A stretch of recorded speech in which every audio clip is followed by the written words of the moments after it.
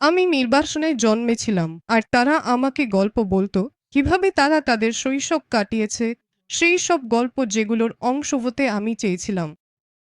আমি জানতাম আমার শৈশব যেন ছিনিয়ে নেওয়া হয়েছিল সেই মুহূর্ত থেকেই, যেদিন আমি তাদের গড়ে তোলা কাশ্মীর সম্পর্কে জানতে পারি। আর যখন তারা আমাকে লোককথার কথা বলতো, যেগুলো তারা গাইত, বিয়ে, আচার অনুষ্ঠান আর জন্মদিনে যেসব গান তারা গাইত, সবকিছুর কথা বলতো। আর আমি বুঝতে পারলাম এই সব কিছুই আমার কাছে হারিয়ে গেছে। আমি কিভাবে এর অংশ হতে পারি? তখনই আত্মসমালোচনা শুরু হলো। এটা শুধু আমার বাইরের কাজ বা সাহিত্য পাঠ ছিল না, বরং এক ধরনের আত্মসমালোচনা ছিল। তাই আমার লেখালেখি শুরু হলো যাতে নিজের অনুভূতিগুলো ফুটিয়ে তোলা যায়, কারণ আমাদের পুরো সম্প্রদায় এখনো অনেক সংগ্রাম করছে। ৩৪ বছর কেটে গেছে, এক প্রজন্ম পার হয়েছে।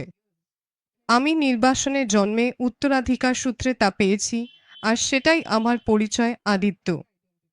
ঠিক বলছি তো? ১ মাসের শিশুকে বাঁচাতে বাবা মা কাপড়ে জড়িয়ে রেখেছিলেন যাতে কেউ গুলি না করে। সেই কাশ্মীর থেকেই আমরা চলে আসি এবং সেখানেই আবার ফিরে যাই।